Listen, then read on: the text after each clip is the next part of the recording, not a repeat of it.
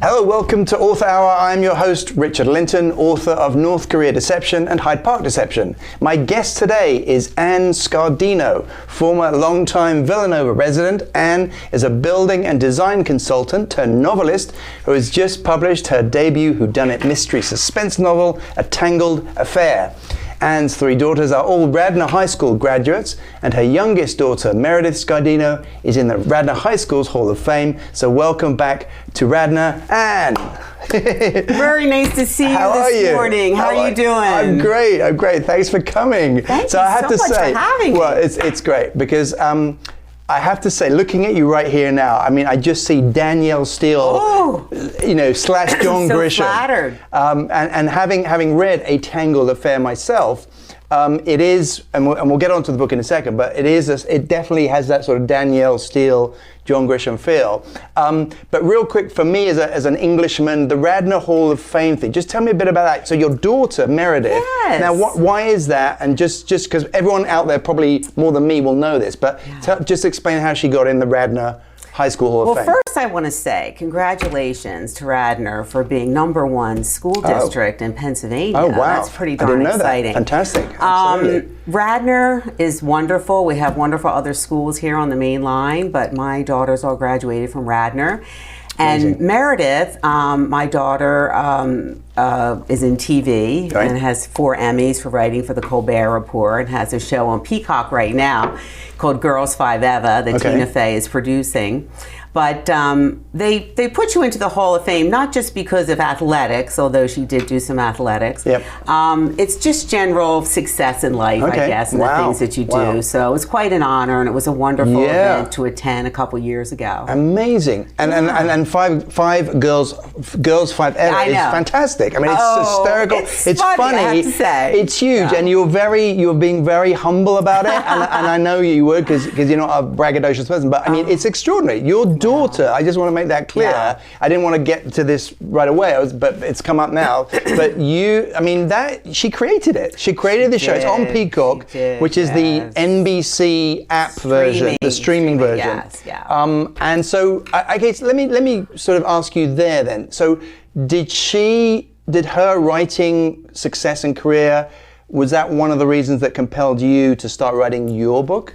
Oh, that's a good question. I've said to my daughter, maybe I get the writing from you. Right. What does she say? The other way around. She laughs at that, I mean, it's really, since Meredith has been writing for about 20 years, I guess, I've kind of been around the whole thing. Okay. And had the joy of meeting Stephen Colbert, his wife, Evie. Wow. They're wonderful people. And the writing teams in different places, and Tina Fey is just so great, and her husband does the music for the show. He's wonderful. So I've been around it, and I, have a degree in journalism. So Did you get to read the scripts all the way along? Oh no! I wasn't that involved. Is that secret? Is that kind of secret? Yeah, she keeps that to the press. Yeah, I didn't do that. Right. But no, I just decided I might want to write a book about. A mystery, a whodunit, the romance of the Danielle Steele. Okay, so step back. So let's start fresh now then. Who is Anne Scardino? Just give us a quick pen picture, because you're obviously from here. Yeah. I'm sure many people will know you. So just give us a quick pen picture and then lead us into how the novel finally came about. Well, I lived here in Villanova for like 20 years, and I divorced, and I moved downtown, and it's kind of making a new life for myself, so to speak, like people do after they divorce. You may do things that you might not have thought you would do before. So one of them was, I thought I would write a novel. So, when you're a novelist, these ideas, you could probably identify with this. They come into your head, and you wonder, how did I think of this? Like, I don't know. And these things usually come to you in the middle of the night. You've got your pad by the bedside table there, and you're jotting things down. And sometimes you feel like you got to run to the computer and put it in. And So these ideas started to come to me, and I started working on it, and I'd put it down, I'd go back to it. All right, so how many years ago did you move downtown? Oh, like 15 years ago. Okay, so then how long did it take you to start thinking, okay, I'm really going to do this after? Probably 3 years after that. Okay, so you start writing the notes. Yeah, okay. So I start doing it, and then I started getting more serious about it. Did you tell anyone? Yeah, my kids knew I was writing it. My friends did, yeah. Okay, so they knew, and they said, go for it, Mum, go for it, Mum, I bet. So then my daughter Meredith, the writer, she said, you should really take a class at the New School, because she got her graduate degree there. At the which school? The New School, Parsons School of Design, the New School. Okay. And so I took the same class that my daughter had taken as an elective there in writing, the Sue Shapiro, a novelist and terrific teacher. She's just wonderful, professor, I should say. I took that class, and boy, she makes you dig down deep into your soul and get this stuff out of you and write in a way that you like can't even imagine, because you know as an author. So how long was this class? Oh gosh, it was one semester. It so was one night a week. I went up. I would stay at my daughter and my son-in-law's place. And it was like 5:30 to 9:30. I mean, kids could take it as a regular class. And you have homework every night? Oh, yeah. Every week? Well, every week. We'd have to go back and we'd have to write, she'd have different writing assignments for us. And are you using the novel idea yet, or is it just like exercises? Yes. I was using my novel idea at that point. Okay. Yeah. Even before that, the Sue Shapiro had a seminar in her Greenwich Village apartment for people who were attempting to become novelists. Okay. And Meredith had advised me to go there. That happened even before that. So we were sitting in her apartment. I was there with like these other kids, I'll call them, because I was much older than they. And we're going around telling our different plots that we have in mind. And Sue went, I like it. And to use her quote, she said, you've got to sex it up a bit. You got to sex it up a bit. So I'm like, okay. Do you remember the plot that you told her? Do you remember roughly? Yeah, it was basically the same plot. Can you just reiterate? Wait, go on. Give us the pitch. Well, I said it was going to be like a Danielle Steele, John Grisham, about a woman who has to figure out something after her husband is found fatally shot. And because there are some novels like this. I always like the novel The Pilot's Wife, if anyone remembers that story. Like all this stuff comes out about her husband's other life that she didn't realize. And so I liked that idea. So secret life type of thing. Right. I've always liked mysteries and figuring out like what happened with all this and why did it happen. And like, there's so many scenarios that could have the ability to go such a different way. Right. And you follow them, and you'll change it a bit, you'll go back, and then these other things kept coming into my head, like different things. And then sometimes you'll go a certain way, and then you'll change it, and you'll rip it all up, and you'll be just like, ugh. So what was the name of this? The ladies where you did the Sue Shapiro. Sue. Yeah. So when she said "sex it up a bit," can you just remember any specific examples? I'm just curious. I mean, was the murder already there at that stage in the book? God, it was 12 years ago. I'm trying to think if it was at that point. Yes, it was definitely there. It was definitely there. So I'm just curious, like, because it's like when you have a plot and you hand that over to people to give you feedback, that's a big deal.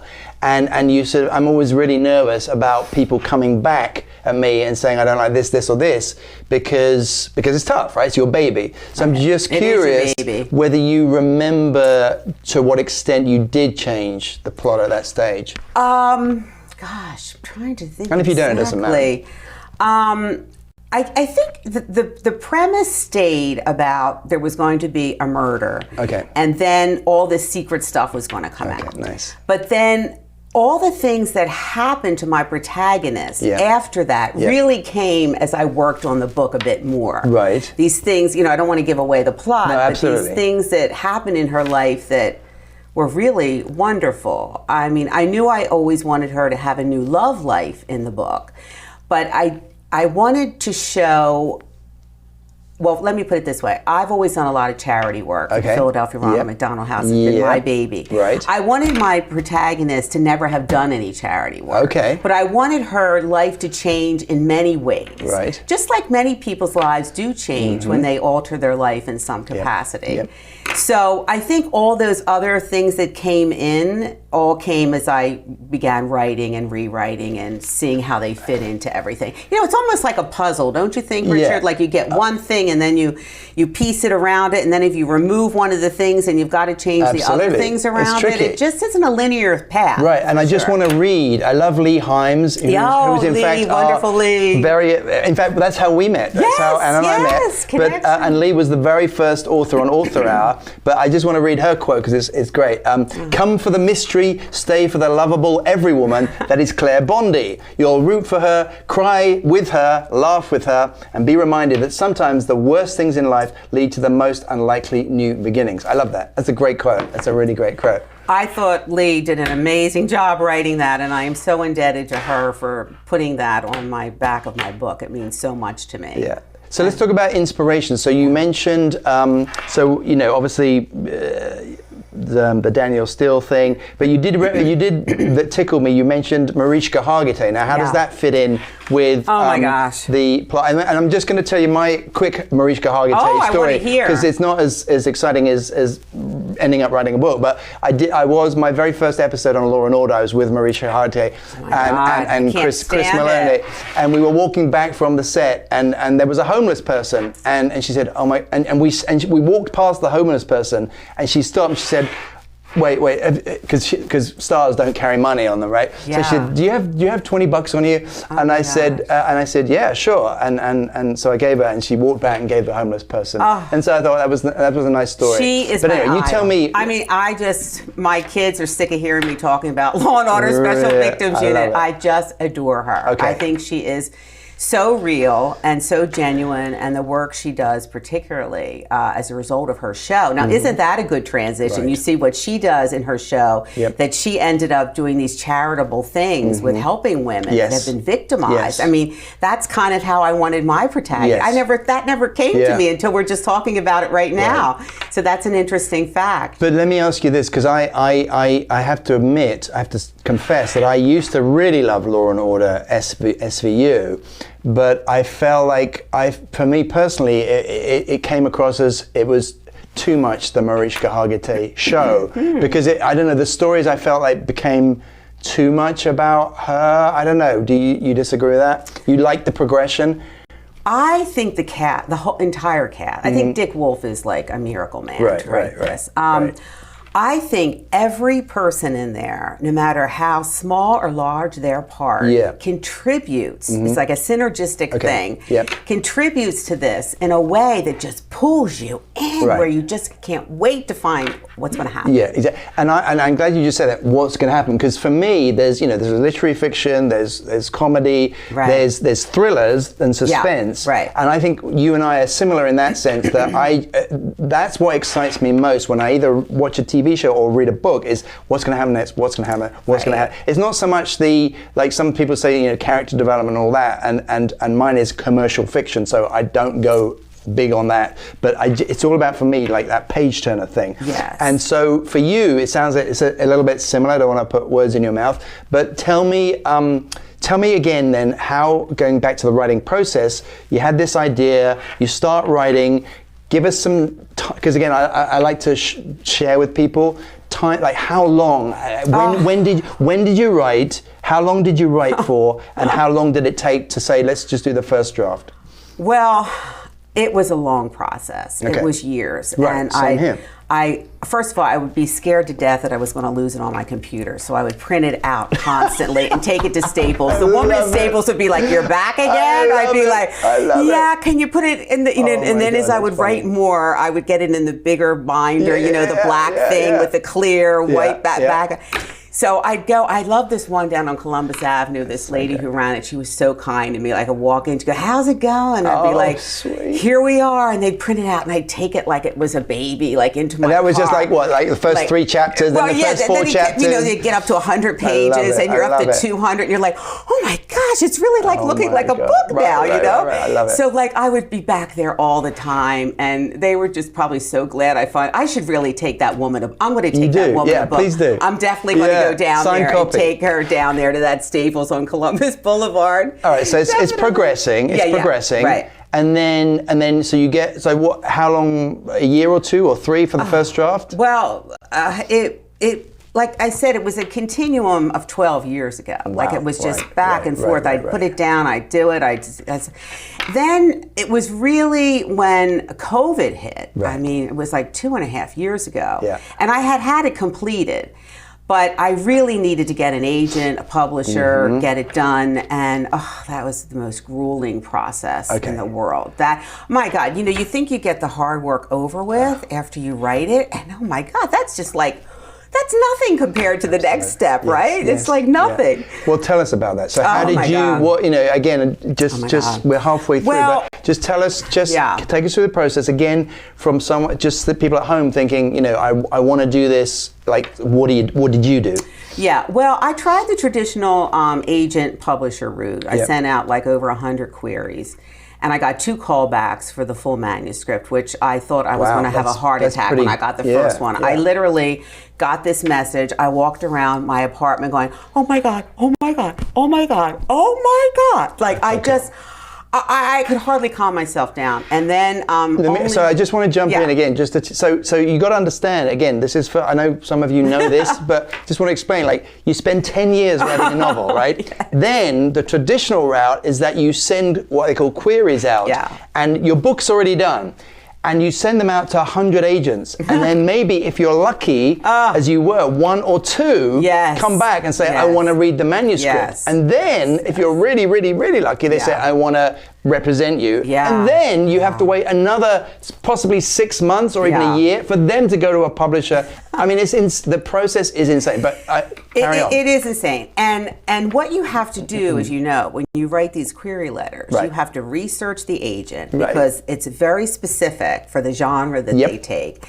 They have to have a need for a book at the time. They get thousands of queries. Literally thousands. And they usually take 4 to 8 authors a year. So this is really luck, as you call it. So that happened to me twice where you send the full manuscript. I mean, usually they want 10 pages, 3 chapters, like the thing. So it happened a second time, and both times the next day I got rejected. So the next day? Yeah. I mean, I only had this great feeling of glee for 24 hours, and then it was like, right. I guess you could say at least it was kind of them to only make you wait a day, right? But as my writer daughter Meredith said to me, Mom, there's pretty good odds that you got 2 full callbacks. Yeah. So anyhow, this is where I think connections come into place. So my work at the Philadelphia Ronald McDonald House, the granddaughter of the late Leonard Toews that lived right here in the area, that was owner of the Eagles back in 1974. Oh, interesting. She writes books, and these football Freddie books. Yeah, she writes them for children. Interesting. And what she does, she uses football to coincide with like historical places. Like with Philadelphia, it would be like Independence Hall and the Eagles. Fantastic. And but for teenagers or for kids, even younger? Yeah, they're for kids. Yeah. So she does all these books, and we connected on LinkedIn because of my charity work, and she's on the board of the Charlotte House. I was on the board of the Philly House. And so we had this nice relationship, and I said, well, who does your books? Right. So she said, it's Mascot Books, it's Hybrid Publishing, and she said, I'll send your manuscript on to the owner who bought this and did this process. And then the acquisitions manager contacted me, and they liked my story. And I thought about it long and hard, and I thought, okay, I think I'm going to go this route. So I ended up doing, being their first book under Subplot, their imprint for fiction, which was very, very nice. And they've been really terrific. They work with you. It's really a hybrid situation. Like even the cover, from everything, start to finish, is decided mutually. And that's Let me go really on a cool. tangent.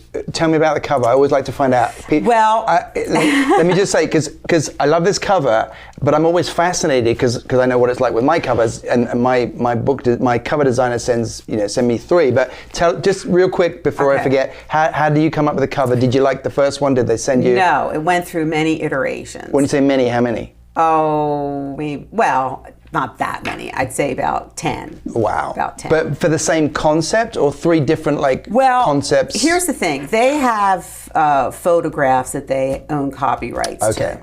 So when I said, because the book takes place in Philadelphia and Turks and Caicos, I really wanted to have this house. And I'll tell you why. Because when I used to have a place in Turks and Caicos, and I've been going there for 20 years, I still go there. I would walk up to the beach and I would see this house at the end of the point. Okay.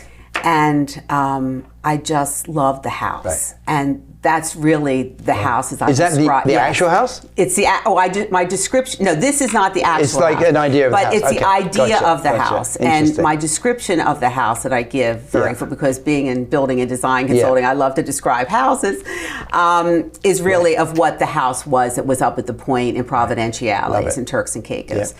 So it's really interesting. The first one they sent me were these 2 Adirondack chairs on the beach with an umbrella that my protagonist would never Did you send me that one? Did you send me the one with the I feel like I saw that. I may have sent that. Yeah, I think I did see And then that. I was like, no. And then it's so interesting. I was with a friend. We had gone down to Charleston, and we were at the airport, and I went in just to get a bottle of water and some peanuts or something. And I saw a cover that was similar to this. Okay. I was always thinking of the cover being looking out from the house to the water. To the sea, yes. And this house, this cover that I saw was a view from the water. Interesting. And I said to my friend, Kitty Smith, I said, Kitty, oh my God, this is it. This is how it's got to be. So you took a photo. So I sent that to them.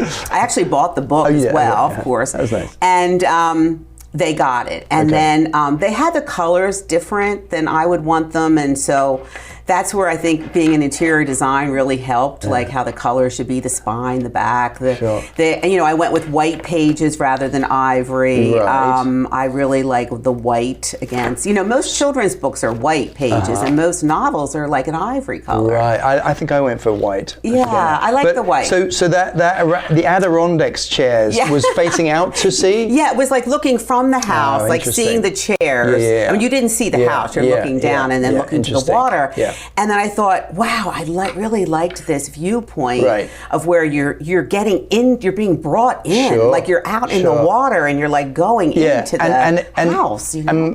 For me, again, just I'm halfway through the book right now, but it's definitely that sort of Pelican Brief / John Grisham, The Firm, Daniel Steele. So it's it's that mixture. It definitely has that, and so I guess it makes sense that those are your inspirations. Yes. Right? You love Grisham, and my favorite movie is Something's Gotta Give. For all of us here who know Nancy, we don't know her personally, but Nancy Myers is from Lower Merion. Oh, no way. And that movie to me is just, oh my God, that is like my heartthrob of a movie. Wow, I mean, wow. Do you want to hear my favorite scene in that movie? Sure. Okay, so for all of you who are big fans of the movie, at the very end when Harry thinks he just can't get Erica, he thinks it's over and he's on the bridge in Paris and the snow starts coming down, he's looking down, he thinks his life's over, and then you hear a car door slam. Oh my God, it's got to be Diane Keaton's character. It's just got to be her.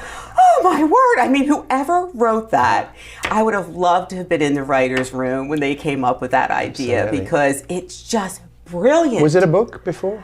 No. No, I don't think it is. I don't think it was. No, it's just wonderful. So I love it. It's fantastic. I love it. I can see, I think anyone who's seeing you and feels your passion is going to want to read your book. By the way, you did mention that it was, I don't know whether you just said that seriously or in passing. You said it was kind of your publishers want it to be a beach read? Well, a summer read. A summer Let's put it read. that way. I think the connotation of beach, summer, Yeah. a little bit different. Okay. You know, you could read it now if you're going on a trip to the islands. It's a great place to read. Islands. Because we haven't even mentioned it. It's coming out this month, right? Oh, it's out. It's out. It came out February 1st. Okay. Yeah. Right. So it's on Amazon, Barnes and Noble Books, you know, online, Kindle. Okay, you know. great. And you know, I wanted it to be talking about physicality. I asked a lot of people and I read a lot of surveys. Most people well, I know you do yours in hardback and they're wonderful. I do both. Fabulous. Okay. But for this type of read, the summer read where you're throwing it into your bag and you might be reading it on a beach or something, they want to be able to have it in paperback, but I wanted it to be the size of a hardcover. Okay. And I wanted it to feel great in your hands. I mean, yes, there is a feel to it, isn't there? What does that feel? Do you know what that's called? I don't know. There's like a waxy feel to this that just feels nice in your hands for some reason. And did you ask for that? No, this was all like... Because I like that too. I got to tell you, so this is all done online. I don't see... I mean, we're just choosing all this. I'm getting advice from the art director for the book. And you kind of hold your breath. And then I had been away. Well, I was coming back from Charleston, like after another trip. And... I come back, because that was later, because I already picked out the cover. I was coming back from somewhere else. But anyhow, I got home, and my concierge at my building said, there's 3 large boxes here for you. And I knew it was my 100 copies that I requested for myself. And I was like, oh my God, okay, I've got to be in the right mindset to open this up. Because if it's not good, I'm going to be really unhappy. And as my daughters will tell you, I am pretty particular, I guess. So I waited until I, kind of calmed down, had myself ready, and took the knife to open up the first box, and I opened it up, and I kind of gingerly looked, and I went, oh my God, I love it. I love it. And then when I picked it up and I put it by, I mean, for any of us who are writers, this is your baby, as we said a little bit earlier.